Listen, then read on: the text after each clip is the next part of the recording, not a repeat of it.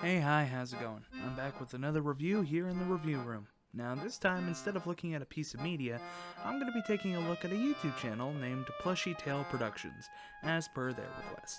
So come with me to see if PlushieTale Productions can have a drink with the boys, or if they need to play Russian roulette with a full barrel. Now, like every other plush tuber, they make short, simple stories using the characters from Five Nights at Freddy's in a comedic slice-of-life style. The storytelling here is structured and well-paced. Impossible. Every video jumps straight into the story, wasting no time at all, meaning you don't have to sit through hours of shit you don't care about just to get to the point like other plush videos. No, I'm not here to name names.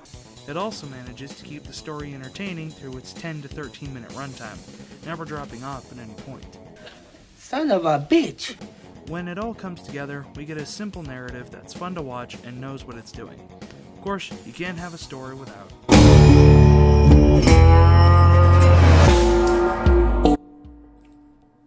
In the series, we follow Freddy, a fat lazy slob with the mind of an idiot who does nothing but chill and watch TV.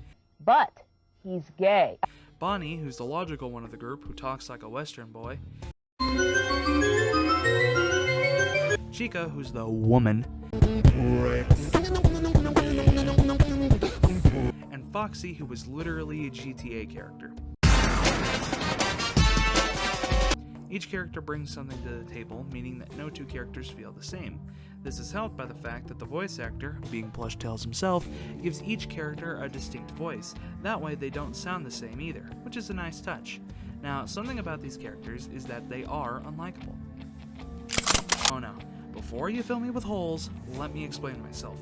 They're the kind of unlikable that you love to watch and follow in their adventures. Think Walter White from Breaking Bad or Joel from The Last of Us. Just reverse the cocainer. In my nose, Mr. Witter. None of the characters are boring, uninteresting, or God forbid terrible, as it's their banter and insults that make them fun to watch. Speaking of... Now, we're getting into the good shit. The writing is the golden goose of this channel. Now, granted, most of the writing is comedy, in the same vein as Has Been Hotel, except it's actually funny.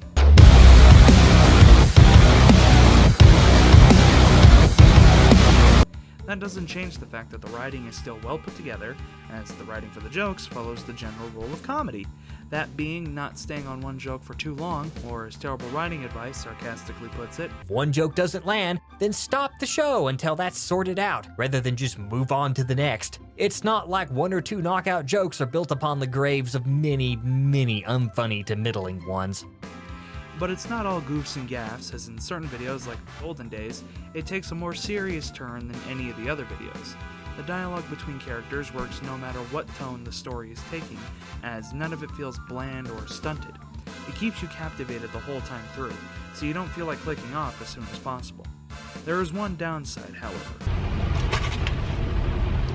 No! That being when in the middle of talking, PlushieTale will fuck up a line and keep going after a bit of silence like nothing happened. Now, I have this issue as well, so I completely understand. A good way to deal with this, I find, is before recording, reread your scripts as many times as possible as to get a feel for them until it's burned into your brain. So when it's time to record, you can avoid messing up a line. It may take time, but it will definitely help you in the long run.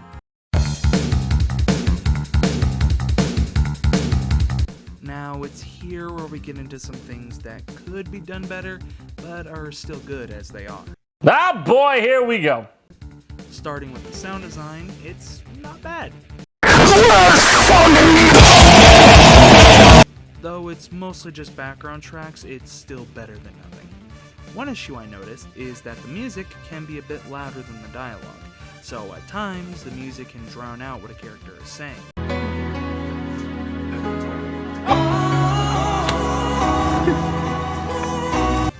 A simple fix for this is simply turning down the music volume until you hit a good spot where the music is still noticeable, but it doesn't make the characters unhearable. It's recommended to use headphones for this. The set design, on the other hand, is decent at best. However, this isn't their fault, as they are simply using what they have at their disposal. Stewie, yeah? It's not your fault. What? It's not your fault. I know. It's not your fault. I know. No, Stewie. It's not your fault. It's not the best around, but it serves its purpose and gets the job done. So really, I don't see any reason to fix this, as I think it helps more with the homemade aesthetic a lot of these plush tubers have. Plus, it just looks neat.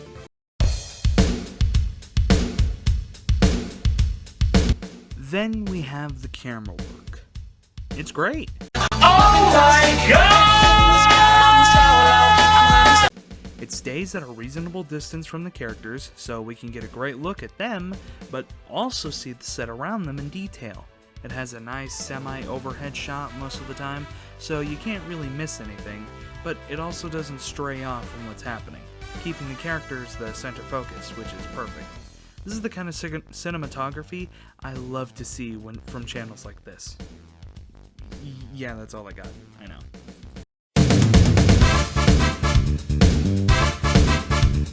So, is this channel worth your time? Yes! Yes! Oh god, yes! This channel has it all there. Apart from a few minor issues, this channel is one you should definitely check out when you got the time. Link will be in the description. I'm your best pal in the review room, and as always, I'll see you next time.